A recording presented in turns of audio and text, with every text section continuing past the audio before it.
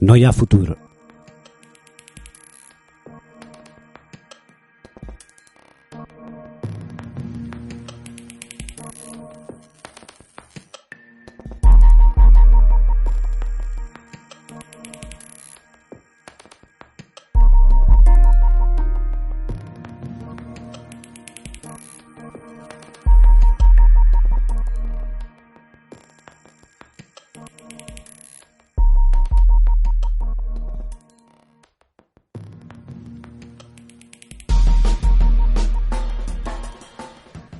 (22:07).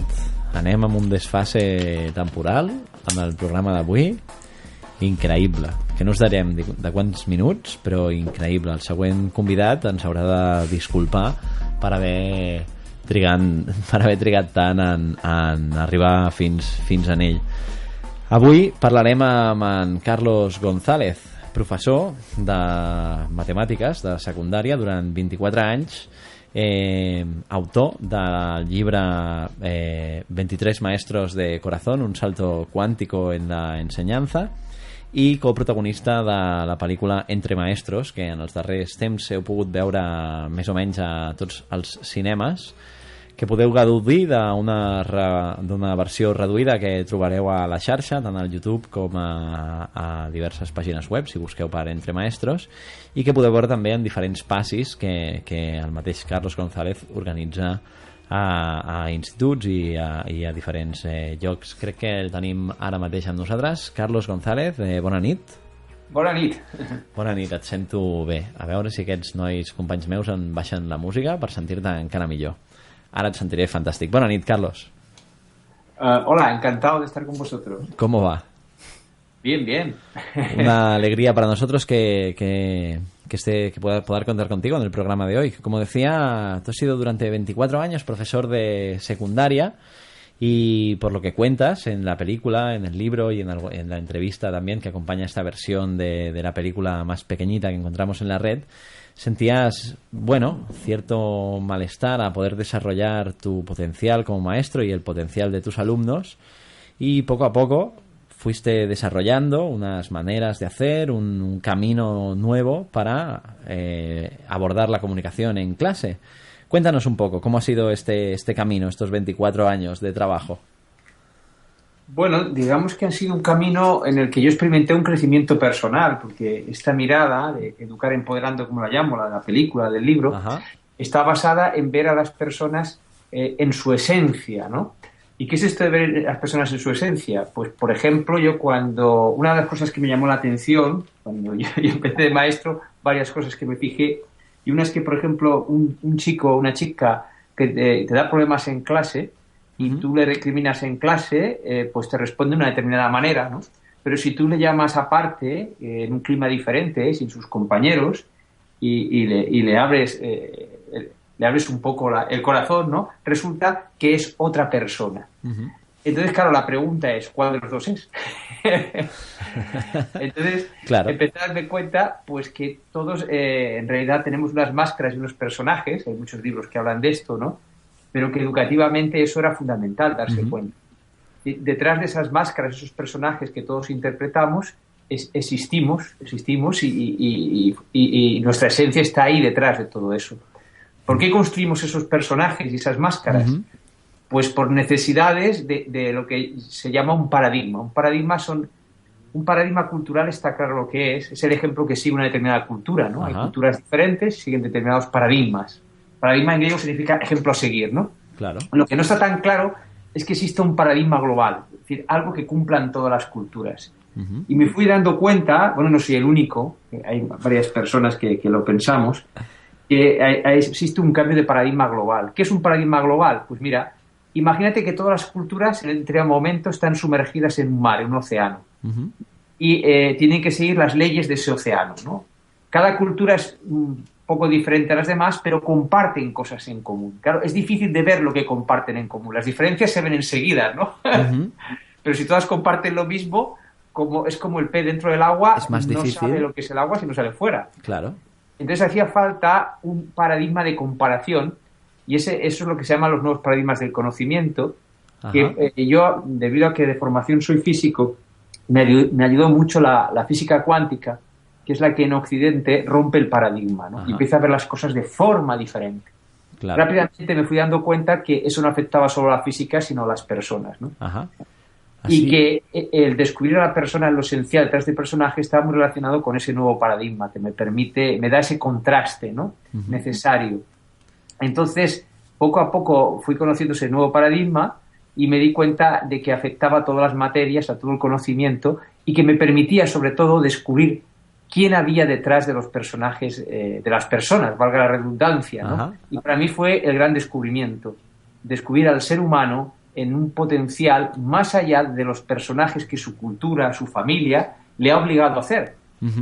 Que fíjate que en ese paradigma, en ese océano en el que hemos nacido todas las culturas hasta ahora, yo lo llamo el paradigma de la desconexión. Ajá. Nuestro ego está desconectado de nuestra esencia. Esto es muy fácil de comprobar. Nuestros oyentes lo podrán ver enseguida. ¿En su quehacer cotidiano? Claro, claro. Fijaos que lo difícil que es que lo que pensamos, lo que sentimos y lo que hacemos sea una sola cosa. Ajá. ¿Qué es tan difícil? Está claro, es obvio, que si lo que pensamos, lo que sentimos y lo que hacemos es una única cosa, estamos en el camino de la felicidad. Ajá. Es bien sencillo, ¿no? Es sencillo, sí. Claro, entonces, ¿así dicho? ¿por qué no lo hacemos? Pues porque la educación que hemos recibido dentro de ese paradigma global, no solo en la cultura occidental, sino en todas, es el paradigma de la desconexión. El juego consiste en estar desconectados de nuestra esencia. Para ello vivimos en unas reglas que se llaman las de la dualidad, que hace que nos enfrentemos, que nos dividamos en parcelas, en pensamientos, ¿no? Ajá. Y de ahí nacen los conflictos en clase. La clase no es más que un espejo de lo que ocurre en el mundo. Ajá. Eso también me ayudó muchísimo a verlo, ¿no? Y por lo tanto, viendo cómo se originaban los conflictos en clase, he llegado a entender cómo se originan los conflictos en el mundo, podríamos decir, ¿no? Ajá. Y de ahí nació un poco esta mirada Educar Empoderando, que lo que pretende es reeducar al ego, aprovechando el mismo sistema de enseñanza, claro, porque ahí tenemos a los chicos mucho tiempo, ¿no? Reeducar bastante al ego tiempo para que ese ego sea transparente a tu esencia. Es decir, que las creencias que hay en tu ego, el cómo has sido programado, el cómo has sido educado, no interfiera en que seas tú mismo. Porque si no eres tú mismo, ¿cómo vas a disfrutar de la vida? Ajá. Parece simple y sencillo, ¿no? Hombre, parece simple y sencillo, pero a la vez parece un gran reto, ¿no? Ya desde el principio, desde el concepto de educar empoderando, que, si más no, podría parecer que, de hecho, educar debería, ya de por sí, ser el camino que haga que el alumno o las personas que están implicadas en ese proceso educativo descubran sus capacidades y sus poderes, lo que pueden hacer.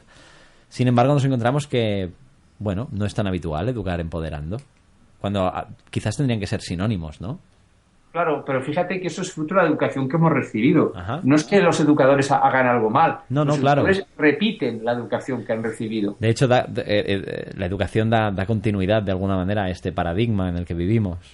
Claro, pero fíjate lo que yo llamo preguntas inquietantes, ¿no? Cómo esa educación hace que nosotros aceptemos una serie de creencias como dogmas. Ajá. Claro, las personas dicen, hombre, está claro, por ejemplo, la iglesia, los dogmas, etcétera, pero es que esos dogmas están en nuestros libros de texto, claro, tal y como se enfocan. Cuando un alumno abre su libro de historia y allí aparece lo que una cultura entiende como importante.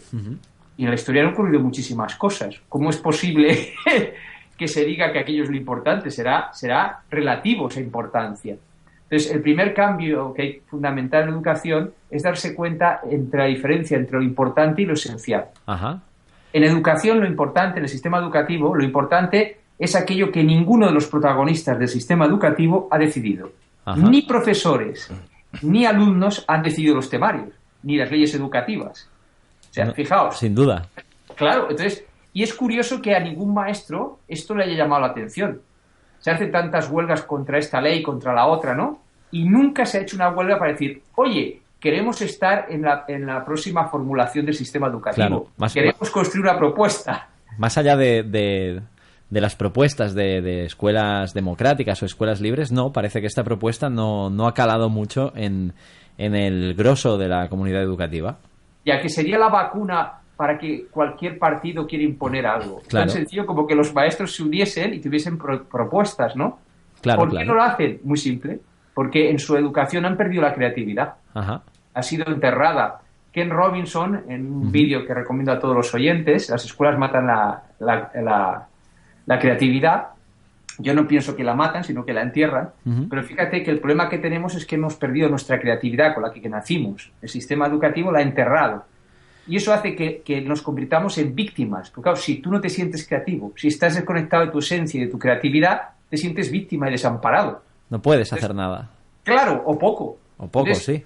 Entonces hay algunas personas que escapan a esto y les llamamos genios. Ajá. Pero estos genios no son felices normalmente, sino que han recuperado la creatividad en cierta dirección de su vida, pero no en otras. Por eso no son felices. Claro, son tormentados. Claro, y sin embargo esos genios los encumbramos, les pagamos mucho porque no confiamos en nuestra propia creatividad. Ajá. Entonces, la verdadera revolución en el sistema educativo es que los maestros recuperen su creatividad y eduquen sin soterrar la creatividad de sus alumnos. Esa es la auténtica revolución, ese es el verdadero cambio. Claro. Y eso sí que es profundo, más que ir contra esta ley o contra la otra, porque tú puedes desgallitarte yendo contra esta ley y luego suben otros al poder y cambia la ley. Es que es un carrusel, esto, un tío vivo, ¿no? Claro, no, y no solo eso, sí, tú puedes desgañitarte contra esa ley que es autoritaria, pero si en tu modelo en clase también estás imponiendo esa autoridad por otros caminos, por otras herramientas, pues al final tampoco estamos haciendo nada, ¿no? Claro, porque no te das cuenta que tú impones lo que tú crees que es la verdad, cuando eso importante es una cosa relativa. Lo que llamamos importante es absolutamente relativo a una cultura y a un determinado momento de la historia. Claro. En cambio, lo que yo llamo esencial es algo que está siempre en el ser humano, ¿no? Entonces, claro, necesario. Eso lo hemos dejado de lado. Claro, claro. Comparto mesa esta noche con Rafael Ortiz y Antoni Nubar. Te los introduzco en la conversación para que no te asustes cuando oigas por el teléfono nuevas voces. Buenas noches, Carlos. Hola, buenas. Buenas noches. A ver, yo tuve el placer de poder ver la película y bueno, lo que a mí me llama la atención, que también identifico con, bueno, nosotros desde el programa pues damos voz mucho a nuevos movimientos sociales, etcétera, y es que en tu fórmula de la clase, ¿no? Esa caída de máscaras, ¿no? Yo creo que es equivalente a la que se está dando a muchos niveles sociales. Es decir, lo importante en el aula es hablar con la persona que tienes delante, pero hablar de tú a tú, ¿no? Es decir, en el momento en el que intervenimos como profesores en un aula, ¿no? La idea es que cómo podemos dar fuerza a la potencialidad de todos esos alumnos. Bueno, pues desde ese punto de vista, ¿no? ¿Qué tiene este alumno para decirme a mí, ¿no? Para que yo pueda aportar a la dinámica de la clase, para que yo en realidad aprenda como profesor. No se trata un poco de eso. Eso es lo que viene a reflejar bastante el documental, ¿no? Esta voz importante de los alumnos y que ellos sean capaces de escuchar esa voz para poder progresar en sus propios objetivos. Claro, es que fíjate que lo normal es que ellos no escuchen esa voz, porque, por ejemplo, en el caso de los adolescentes, cuando yo los recibía, ya habían sido educados en buena parte, ¿no? Sí, sí. Por lo tanto, la creatividad con que nacieron, o sea, es muy sencillo esto de la creatividad y la capacidad, cómo va disminuyendo, ¿no? Cómo el sistema educativo va cercenando nuestras capacidades. Es tan simple como aprender un idioma. O sea, un niño con 1 año o 2 en casa, o 3, aprende un idioma y hasta 4 o 5 que escuche, ¿no? Sin ninguna dificultad y sin sufrir. En cambio, llegamos al sistema educativo y dice, bueno, vamos a hacer clase de inglés o lo que sea. Empieza a sufrir y además lo aprende más lentamente, más torpemente y peor. Por lo tanto, quiere decir que estamos entorpeciendo lo que es el aprendizaje natural, ¿no? Pero como los profesores hemos sufrido lo mismo, pues lo repetimos. Además, fíjate que en realidad la educación está yendo en un sentido más bien al contrario, ¿no? Con las nuevas leyes. Es decir, en lugar de promocionar este tipo de acercamiento a los alumnos, lo que se viene a hacer es declarar al profesor como autoridad pública. Es decir, lo que por lo visto es el plan es llenar el aula de alumnos hasta 35 actualmente, ¿no? Y luego encima poner un policía en la clase para que los controle. Pero fíjate que cuando tú, por ejemplo, vas a lo esencial, esto es fundamental en esta mirada, entonces el profesor es el recurso. O sea, cuando tú investigas, por ejemplo, escuelas a lo largo del mundo, etcétera, tú puedes encontrar escuelas increíbles que desarrollan los potenciales del ser humano con un presupuesto 20 veces menor que una escuela nuestra. Porque el auténtico recurso es el maestro, pero hay que formarlo. Claro, no hay recurso más valioso que el maestro. Claro, para poder educar empoderando, es el maestro el que también ha de estar en contacto con esa propia virtud suya, ¿no? Claro, es obvio que esta mirada no es para todos los educadores, en absoluto, porque implica un crecimiento personal. Pero también es verdad, y esa es mi experiencia, que solamente con que haya un maestro en un centro de 40 profesores que tenga esta mirada y los alumnos van pasando por él, se genera ya una amplitud de mente increíble que los alumnos no olvidan. Solamente un maestro de 40. Claro. Yo pienso que estamos en este momento, hay que tener los pies en tierra. No, ahora vamos a cambiar el sistema educativo. Pero ¿cómo vas a cambiar el sistema educativo si cada profesor piensa diferente? Si ha perdido su creatividad y no son capaces de unir para formar propuestas a cualquier gobierno. Claro. Entonces hay que tener los pies en tierra. Es el momento de formarse los maestros, de crecer interiormente, de descubrir lo esencial, ¿no? Y volcarlo en sus asignaturas. Claro. Y mientras puedes protestar e intentar que las cosas mejoren, pero es mucho más poderoso esta mirada de lo esencial, porque además no depende de los presupuestos. Pero es que en gran medida, Carlos, es que se trata de que en realidad no solo eso es en el aula, es decir, lo que tenemos que volver a aprender todos, en gran medida, es a comunicarnos con el que tenemos al lado, ¿no? Tener una comunicación directa de tú a tú con la persona que tenemos al lado y dejar de lado esas máscaras institucionales, ¿no? Que siempre nos están atrapando. Pero es que esas máscaras no son solo institucionales. También es de familia. Bueno, pero la familia como institución también. Podemos ver la familia como una institución social. Claro, porque es que el problema es que en este paradigma es muy importante entender que esta mirada no juzga. Existe un paradigma, un ejemplo, que los pueblos siguen, igual que existe la fuerza de la gravedad. Es muy importante esta visión. Veréis, yo estudio cómo funciona este paradigma como estudio la fuerza de la gravedad. Ajá. ¿Verdad que sería absurdo que Newton, cuando estudiase la fuerza de la gravedad, dijese: maldita fuerza de gravedad, me ha caído la piedra en el pie y me ha hecho daño? No se distrae con eso. Quiere saber cómo funciona la fuerza de gravedad, aunque no sabe por qué. Sabe que no va a saber por qué existe la fuerza de la gravedad, pero quiere saber cómo funciona, ¿no? Para utilizarla, para beneficiarse de ella. Entonces, en esta mirada queremos saber cómo funciona la conciencia, la mente de las personas, los programas, ajá, para beneficiarnos de ellos, para comunicarnos mejor, para ser más felices. Pero no juzgamos a las personas, no juzgamos ni siquiera al sistema educativo. Eso es fundamental, porque si no entras en dualidad y te enfrentas con las personas, te desgallitas, como decíamos antes, y además casi no avanzas. Ajá. O sea, es el momento del crecimiento personal, lo que llamo la segunda alfabetización del mundo. La primera era empoderar a los pobres con saber leer y escribir, porque estaban en desventaja, eso es cierto, ¿no? Ahora hay que hacer una segunda alfabetización, que es la de conócete a ti mismo. Es decir, ¿cómo vamos a avanzar si no nos conocemos a nosotros mismos? Claro. Si nos peleamos y no sabemos por qué nos peleamos. Si nos peleamos con nosotros mismos y no lo sabemos. Entonces, si llevamos esto a educación, no necesitaremos tantos terapeutas. Es que este es el problema. Claro, sin duda. Me gusta cuando te oigo decir que estudias el nuevo paradigma como se estudia la fuerza de la gravedad, porque muchas veces, ante planteamientos de este nuevo paradigma, ante nuevas formas de ver la educación, la salud, multitud de aspectos de la vida, uno a veces se encuentra con una reticencia de un supuesto escepticismo científico, ¿no? ante cualquiera de estas nuevas propuestas. Por eso me gusta que tu manera de abordarlo sea también desde una perspectiva científica. Claro, porque fíjate que una cosa es la ciencia y otra el cientificismo. Ajá. Tenemos, o sea, por ejemplo, en Occidente pensamos que somos una sociedad científica, en absoluto. Somos la menos científica. Ajá. Tú coges una tribu del Amazonas y las personas es más científica que nosotros porque experimentan constantemente con la naturaleza. Nosotros no experimentamos con nada. La educación que hemos recibido es de autoridades. Decimos, esto está demostrado, pero siempre lo ha demostrado otro. Tú no lo has probado. ¿Cuál es el acto de fe? Claro. O sea, nuestra sociedad no es científica, ha perdido el espíritu científico, es cientifista. Es una educación en autoridades, en el que se dice que se ha demostrado, pero la persona que aplica la demostración, el médico mismo, no ha demostrado nada, se lo cree como un acto de fe.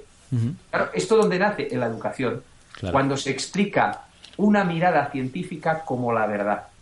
Fijaos, cuando escucháis a un físico teórico en la tele, en programas redes o lo que sea, y escucháis a un médico investigador, veréis que hay 200 o 300 años en su mirada. El físico habla de agujeros negros, de tiempo no lineal, de universos paralelos. Ostras, y en cambio, el biólogo, el médico investigador, habla de bioquímica, de moléculas, de materialismo. Es un abismo. Claro, pero si el físico teórico hace años que dejó ya el materialismo, claro, te está diciendo que todo es espacio vacío, el átomo. Claro. Y el médico no se entera, el investigador médico no se entera. Entonces, ¿por qué existe esta diferencia? Es muy simple, si os dais cuenta. ¿Cómo se llama el conocimiento estructurado en física? Se le llama teoría. Teoría de la relatividad, por ejemplo. Ajá.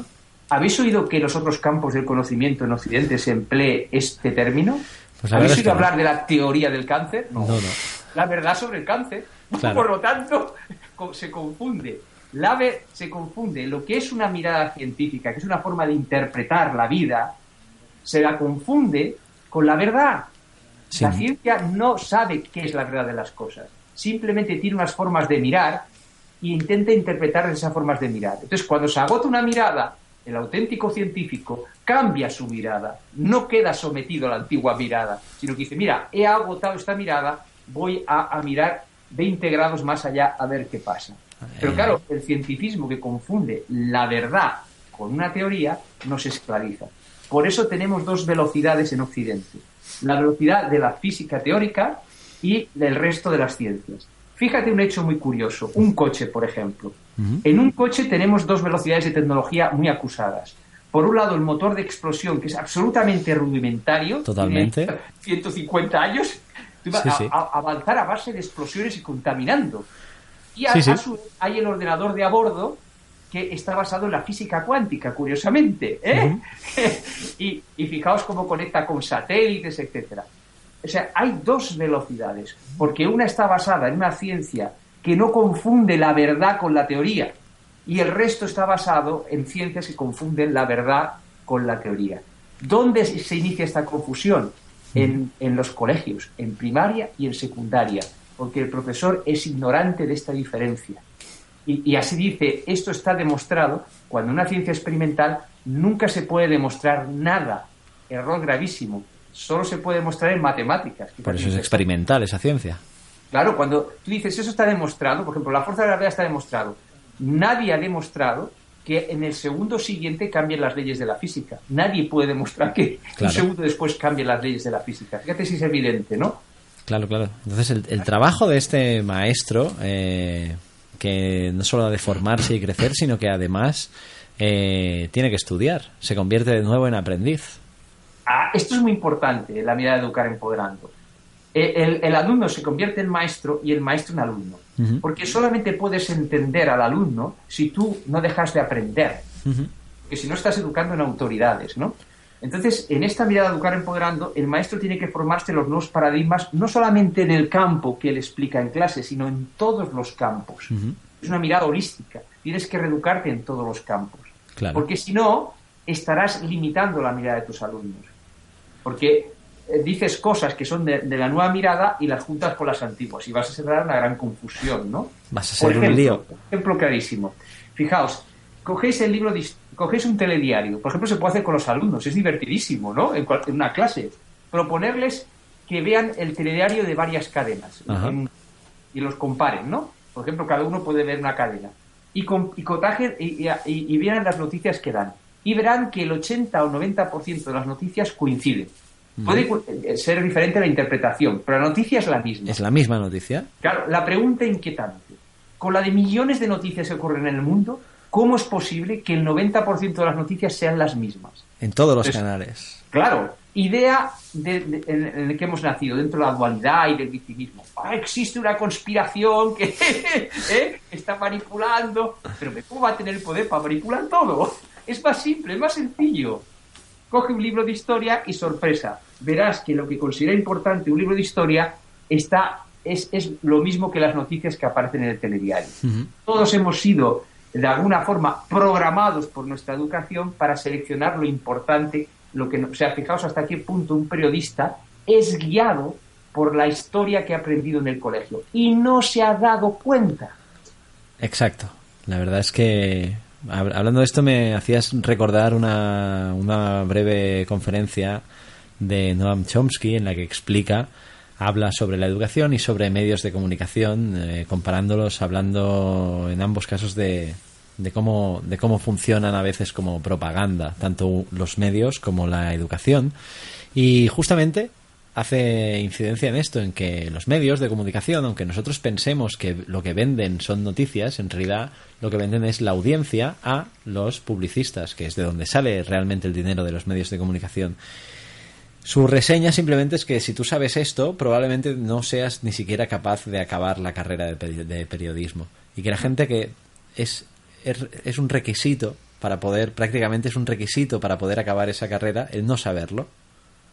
Pero fíjate que eso no es suficiente para explicar lo que ocurre, porque tú puedes ir a una emisora estatal donde no hay publicidad y también las noticias son las mismas. Ajá, bueno, claro. Es más profundo, viene de la educación que has recibido y te ha dicho lo que es importante y lo que no lo es. Lo otro es un valor, es una cosa añadida. Lo que tú has explicado es una cosa añadida. Más cosas que influyen, ¿no? Pero ves, falta esa mirada, digamos, general. Es decir, eso es el victimismo, ¿no? De ver. Nos manejan, nos imponen, ojo porque no estamos viendo todo el segmento. Eso influye, por supuesto, pero la razón principal son los libros de historia, que has admitido eso como importante. Claro, entonces nunca podrás, si solo ves desde en ese ángulo, en esa perspectiva, no podrás ver la importancia de Claro, de y lo otras haces cosas. de buena voluntad, pero es que no te has dado cuenta. Claro, sin duda. En estos pocos minutos que nos quedan, quizás podemos hablar un poco de cómo ha sido la experiencia de la película, después de todos estos años de aprender, de crecimiento, de trabajo cotidiano en el aula, de trabajo clandestino, como algunas veces te has referido a él, surgió la oportunidad de escribir este libro, 23 maestros de corazón, y posteriormente de hacer esta película. ¿Cómo ha sido esta experiencia? Bueno, ha sido fabulosa porque me ha permitido, o sea, digamos de alguna forma que yo durante esos 24 años yo fui generando esto sin saber bien lo que generaba. Simplemente iba haciendo lo que sentía, iba aprendiendo un nuevo paradigma hasta que fui comprendiendo que aquello era una nueva mirada pedagógica, ¿no? Y entonces cuando salí del colegio para escribir el libro y comunicarla.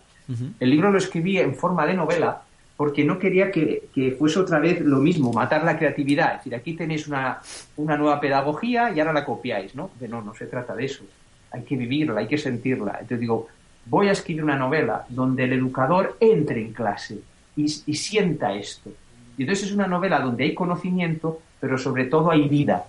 Entonces entra allí dentro y la siente. Entonces es una novela con mucho diálogo, casi como una obra de teatro, ¿no? Porque intervienen todos los alumnos. Y claro, cuando yo sentí, bueno, primero quise publicarla con las editoriales y no encontraba editorial, hasta que una editorial me dijo, es que esto es un libro de alto riesgo editorial. Entonces comprendí, ¿no? Sentí una lucecita. De unido. Claro, he dado en el clavo, precisamente por eso no quieren editarlo. De alto riesgo editorial. Claro, porque era una mirada es como si fuera un paquete bomba, ¿eh? Vamos a vender 10 libros, ¿no? Se entiende, ¿no? Claro. El marketing y lo que existe ya, ¿no? Y entonces, claro, de repente digo, pero tú eres tonto, pero tú no has hecho esto para comunicarlo al mundo, ¿por qué necesitas un editor? Y entonces cuando la solté gratis en internet, ¿no? Claro. Fijaos lo que es la educación que hemos recibido. ¿Por qué yo no veo eso desde el principio? Porque yo sigo un proceso de que yo había dejado el colegio, de que tenía que ganarme la vida y que tenía que sacar un dinero por el libro, ¿no? Claro. Por ejemplo. Pues eso estaba en mi educación. Y de repente digo, pero a ver, ¿qué es lo fundamental? Pues comunicar esto, ¿no? Y entonces encarno un sueño. Entonces me fui dando cuenta que cuando tú encarnas un sueño, ese sueño te va dando todo lo que necesitas si eres fiel, ¿no? Y claro, mi sorpresa fue que me escribían de todo el mundo maestros que resonaban con aquello, madres que imprimían el libro y se lo llevaban a sus profesores, ¿no? Y al final me llegó un correo de la productora Lea diciendo que quería verme y me propuso llevar a la práctica lo del libro, encarnando yo el profesor del libro, ¿no? Que en el libro no solamente narro lo que yo hacía en clase, sino también las cosas que se me quedaron en el tintero, ¿no? Claro, porque el libro te da una mayor libertad, y pues aquí lo que se me quedó en el tintero porque tuve dificultades, por lo que sea, pues también, y lo que se me ocurre ahora, ¿no? Y entonces, claro, entre maestros me permite llevar eso para que la gente lo vea, porque uno de los problemas que yo tenía en clase es que lo que yo hacía, claro, ni mis compañeros ni la dirección entendían nada. Claro. Por lo tanto, yo no tenía testigos de lo que allí estaba ocurriendo, salvo mis alumnos. Por eso era un trabajo clandestino. Claro, por lo tanto, el que esto pudiese salir en la televisión, en el cine, en internet, etcétera, para mí era la gran oportunidad de mostrar que cuando tú creas un ambiente adecuado en lo esencial, la sabiduría que hay detrás de los personajes de nuestros alumnos aflora. Porque yo lo había visto, lo había vivido, pero no me creían, claro. Entonces, entre maestros es la gran oportunidad de mostrar que todos llevamos sabiduría dentro y que hay que aprender a crear un clima nuevo en clase, apoyado por estos nuevos paradigmas, para que esa sabiduría salga fuera. Yo lo que te quería preguntar por último es, bueno, es que esta pregunta supongo que te la han hecho cada vez que han hablado contigo, pero te la tengo que hacer. ¿Se puede llevar ese ambiente a clase cuando en esa clase hay 34 o 35 adolescentes? Bueno, fíjate si se puede, que eso nació como fruto de mi desesperación. Sí. Porque yo que he conocido tantas reformas y contrarreformas educativas, ¿no?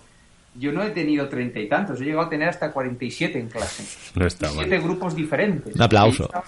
En una escuela concertada donde al profe les exprimen bastante, las muchas más horas, tenía 7 grupos diferentes, 7 asignaturas diferentes, ¿no? Entonces, la desesperación era tan grande que solo había 2 caminos. O victimista, como mis compañeros, y pensando en jubilarse, ¿no? O recuperar mi creatividad y ser creativo. Y opté por esta, claro. Por lo tanto, entiendo perfectamente el que se piensa que no se puede aplicar. Pero es que se olvida un gran detalle. Y es que cuando vas a lo esencial, todo es mucho más fácil. A mí me gusta esta imagen. Imaginaos que la educación es un árbol. Y dices, bueno, yo quiero mejorar la educación. Y quieres abarcar la educación, quieres abrazar el árbol desde el ramaje. Si tú quieres abrazar un árbol desde el ramaje, no puedes. Además que te pinchas, ¿no? Eso es lo que cuando se intenta arreglar la educación desde el conflicto, ¿no? Ajá. Pero en cambio, si tú vas al tronco del árbol por el que pasa toda la savia, del que nace todas las ramas, resulta que sí puedes abarcarlo. Entonces, esto es lo que representa ir a lo esencial en clase. Cuando tú aprendes, y el maestro tiene que aprender y hacer un crecimiento personal, cuando tú aprendes a ir a lo esencial, resulta que siempre hay tiempo para lo esencial. Porque con lo esencial impregnas todos, impregnas los temarios, impregnas la convivencia. Y al final el alumno lo que se va a acordar de ti es de eso esencial, no del temario que podía habérselo dado otro, sino de qué pusiste tú en ese temario, qué pusiste tú en la convivencia, de comunicar con el alumno, de ir a lo esencial, ¿no? De llevar la vida a clase. Por lo tanto, no solamente es factible, sino que los resultados son muchísimo más poderosos que los habituales. Porque cualquier reforma que no tenga en cuenta lo esencial se va al ramaje y se complica. O sea, mi respuesta es rotundamente sí. Además, yo lo he vivido en clase, ¿no? Y he visto las transformaciones que provocan. Pero hay un precio. Solamente lo pueden aplicar los profes que quieran crecer, que quieran conocerse a sí mismos. Digamos, que es el precio, ¿no? Pues así, resonando con tus palabras y tus propuestas, llegamos al libro y a la película y a tenerte esta noche aquí, que además es como empieza este libro, con una entrevista en la radio con un maestro que propone una mirada diferente hacia la educación. Y nada, te agradecemos muchísimo que hayas estado aquí y no sé si podremos ver próximamente en Barcelona alguna proyección o alguna charla más de la película y de esta mirada de Educar Empoderando. Bueno, ahora no tengo ninguna programada en Barcelona, pero vamos haciendo. De todas formas, hay que decir que, bueno, creo que lo habéis comentado, en la página de Televisión Española La Carta está el documental en versión de 58 minutos. Por televisión la consiguió documental y la recortó. Pero que no se preocupen los oyentes, porque en breve la productora va a ponerla en YouTube, la versión de 85 minutos, para que todo el mundo pueda disfrutar de ella. Y además, las 12 clases de 4 horas cada una, casi 50 horas de grabación sin montaje. Porque claro, uno puede pensar... Eso sí va a ser interesante.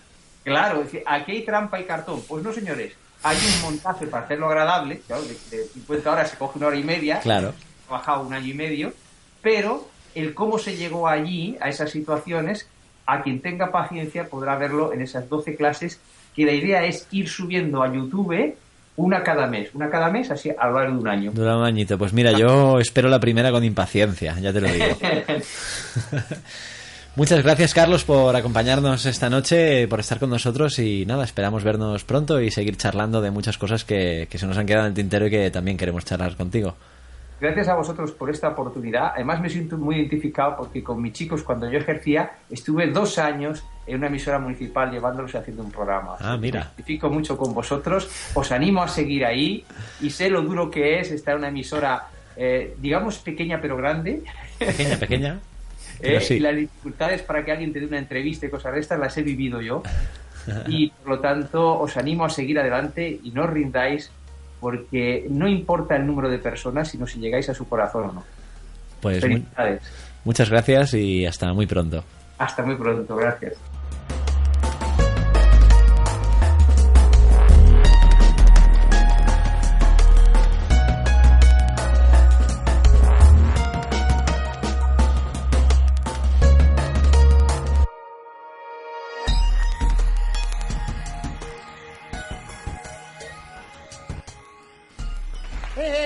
Espera, que han passat 17 minuts, 14 segons. Sí, i què? Sí. Què vol dir? Intel·ligència! Intel·ligència!